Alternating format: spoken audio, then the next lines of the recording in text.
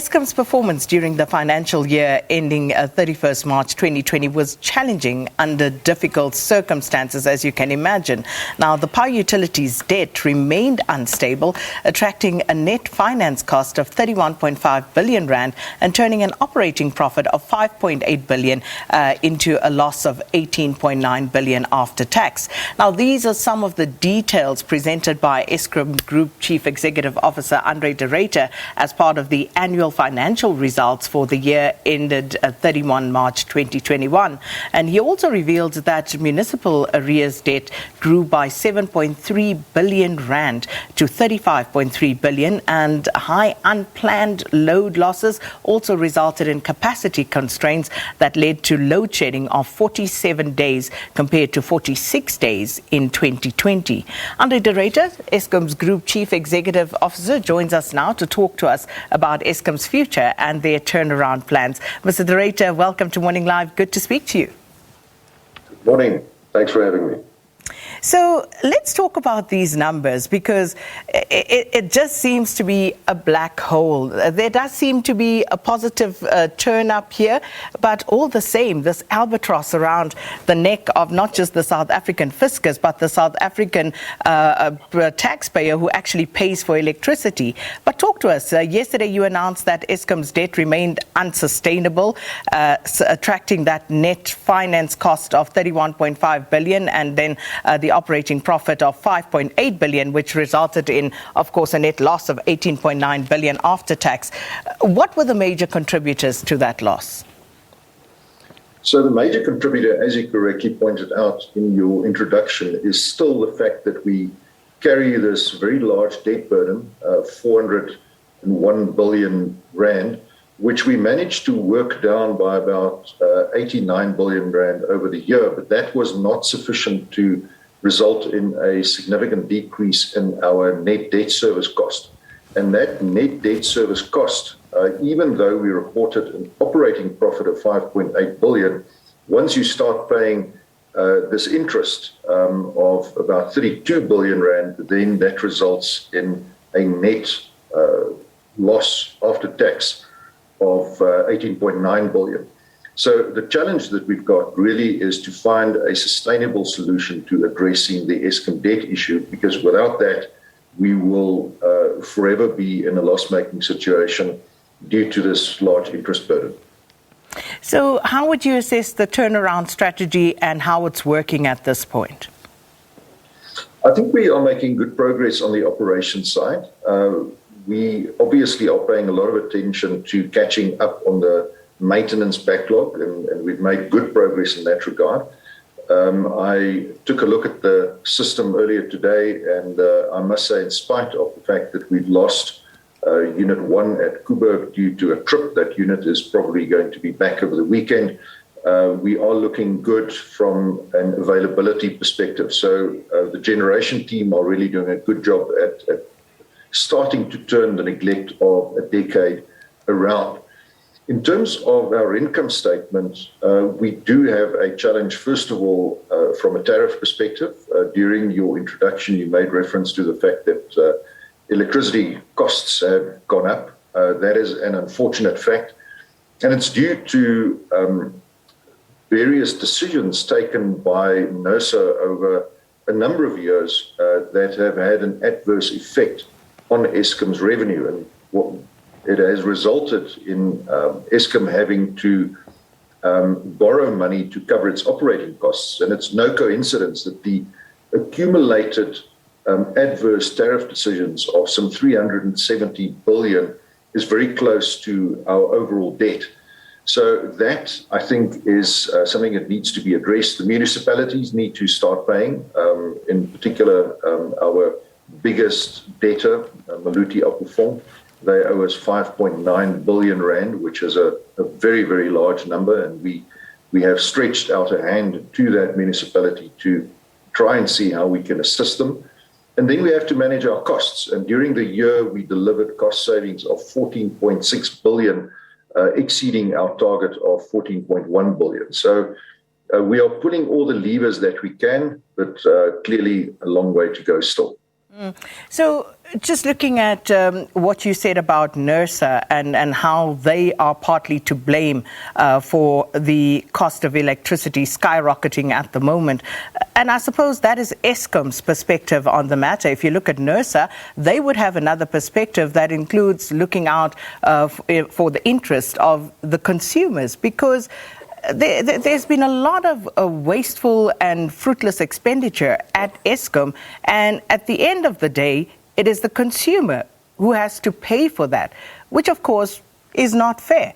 We look at the deviations for which you sent a report to the Standing Committee on Public Accounts in Parliament, for which they sent you packing because they didn't have enough time to actually scrutinize that report. So let's talk about write-offs. To begin with, Mr. de Ruyter, how much has Eskom written off? Because an entity that is steeped in so much debt, the mind boggles to think that Eskom could write off anything. So how much have you written off, and which were the top line amounts, and what were they for that you had to write off as Eskom? So the biggest amount that we had to write off had to do with so-called in duplum interest in Soweto. The amount that we wrote off was in the order of 5 billion. Now, that is a legal consequence. You are not able, in terms of South African law, to add interest upon interest to the point where the interest that is accumulated exceeds your original debt. That's just a rule of law, so we don't have an alternative, and we have to comply with the law. So where there are various assets, and this is a common trend across major corporations, that you have to write off certain amounts. Obviously, we scrutinize those carefully, but we have to go through proper accounting practice and follow those principles, and that's exactly what we have to do in terms of international financial reporting standards. So that's municipal debt and other. So when it comes to private companies, did you have to write off anything against any of those, any of your debtors that you had to write off debt against? Very minor. The total outstanding debt at the year end for private companies amounted to 346 million rand.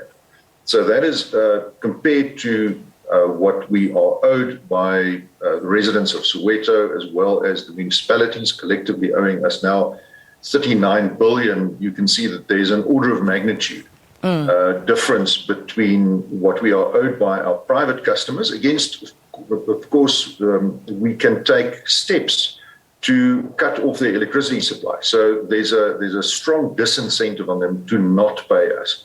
So the outstanding debt, really, from a private company perspective, is pretty well controlled, and I'm not uncomfortable at that level.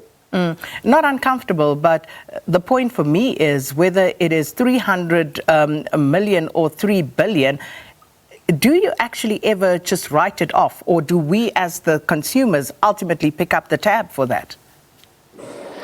So that is why we have to work with various institutions in government to encourage those municipalities to start paying. 39 billion, that's 10% of our overall outstanding debt. So clearly, if we are able to recover the funds, then that will make a big dent in our debt, but also in our interest payment.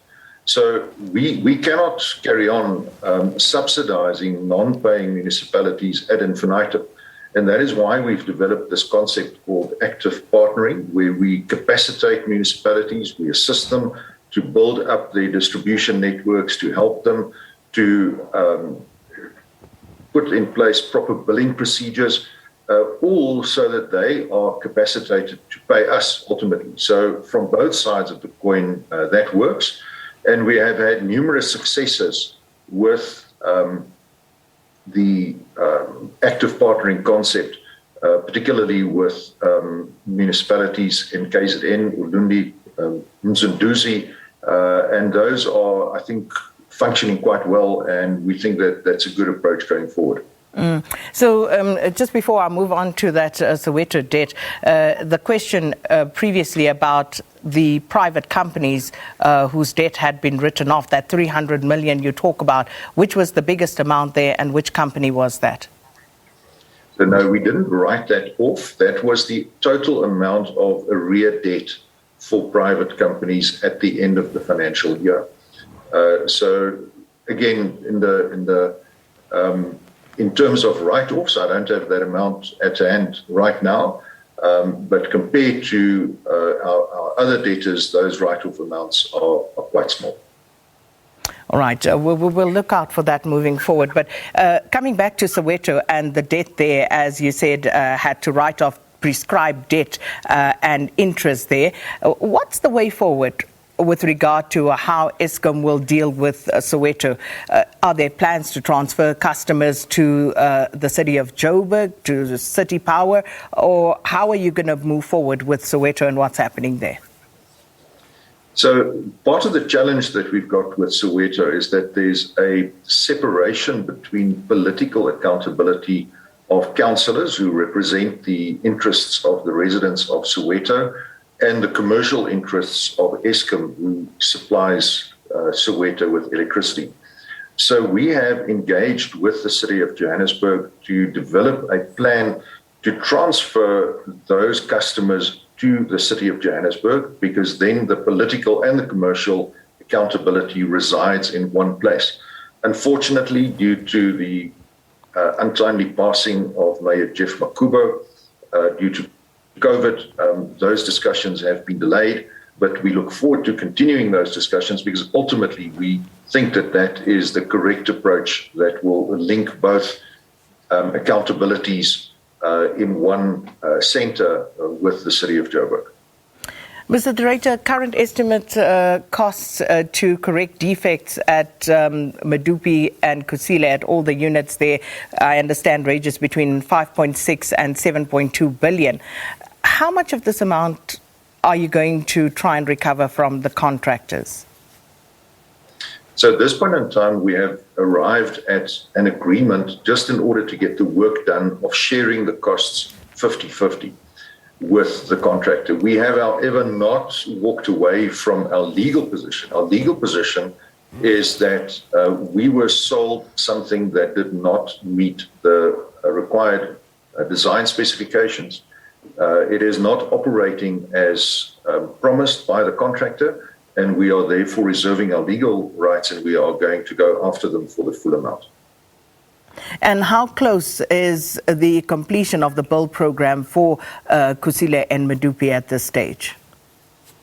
So we now have 3 units in commercial operation at Kusile. The last unit at Kusile, Unit 6, is scheduled to come into commercial operation at the beginning of 2024. So the end is in sight. Medupi, of course, all units have been handed over for commercial operation, and the project team has effectively now given over the control of that power station fully to the operations team. Mr. de Ruyter, with regard to independent power producers and Eskom procuring from them, what is the cost at this point? Because we were told that the cost would come down over time.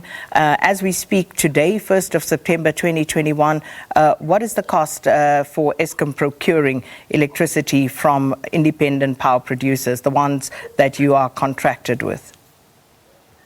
So there's a mixed bag. Bid window 1 and 2, procured by the Independent Power Producer Office, were at very high rates. And these very high rates are embedded in legacy contracts that we still have to contend with. So the overall IPP cost as we sit today for those contracts are in the order of about 4.20 rand. And that includes, of course, some diesel-fired IPPs that we use from time to time to also assist us during peak hours. So 4.20 from where we started when those contracts were initially signed, the price is going up, am I correct? Yes, the prices are going up, and that is due to escalation clauses in those agreements.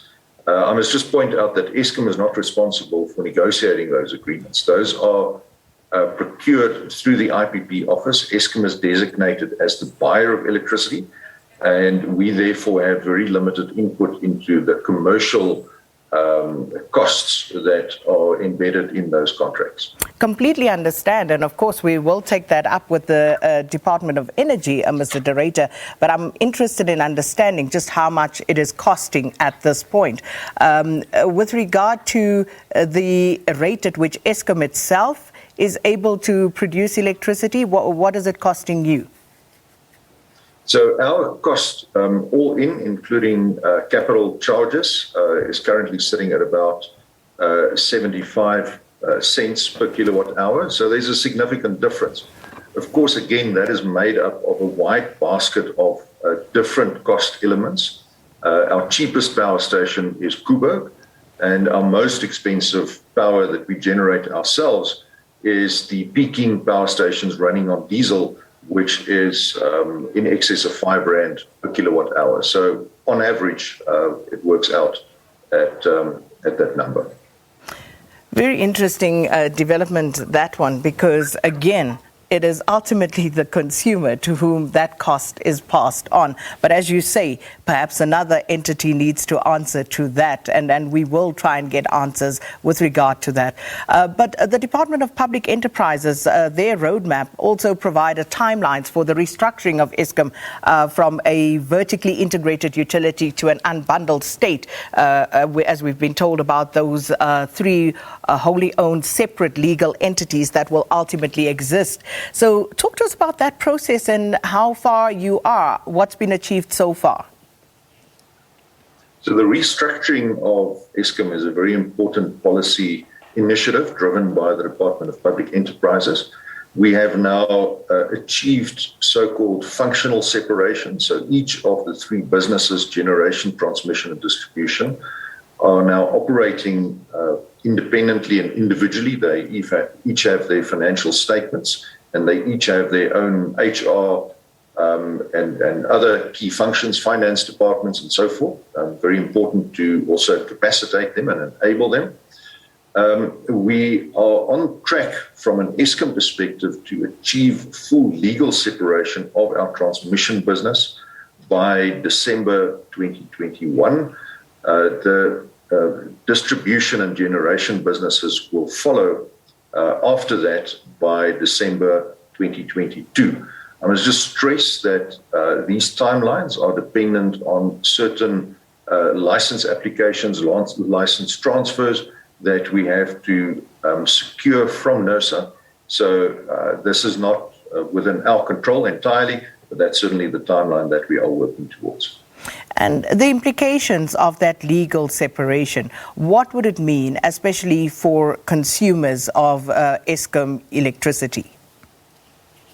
So the intention behind the restructuring and the legal separation is to set up a so-called ITSMO, an independent transmission system and market operator.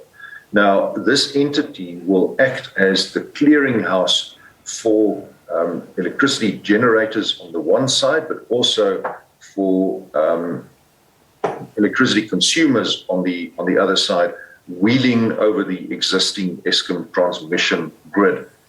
And what that will mean is greater flexibility in how parties will be able to agree on long-term electricity agreements. The President's already announced that municipalities in good standing will be able to buy directly from independent power producers. So this is the precursor to attracting new private sector investment to the generation business in order to address the shortfall in generation capacity, which of course results in load shedding. But how does that impact on Eskom? Because if we're saying those entities in good standing, like the municipalities that are at the moment paying Eskom and, big business, if they are then able to either produce or procure from independent power producers, what's the impact of that going to be on Eskom?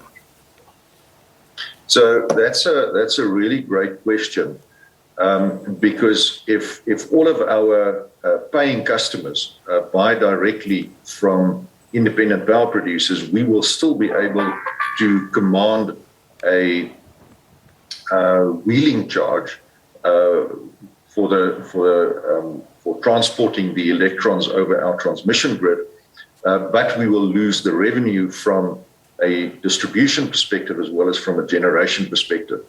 The concern, of course, which you quite correctly point out, is that ultimately Eskom might be left with a sector of non-paying customers, those municipalities that no one else wants to sell electricity to because they don't pay.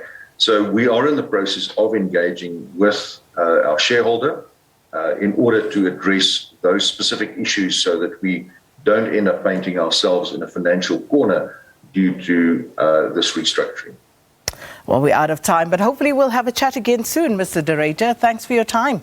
André de Ruyter, Eskom Group Chief Executive, talking to us about the annual results that were released yesterday and some operational issues as well. But of course, so much happening, and hopefully we'll have more time to wrap our heads around the reports and those annual results and have further discussions with Eskom about this.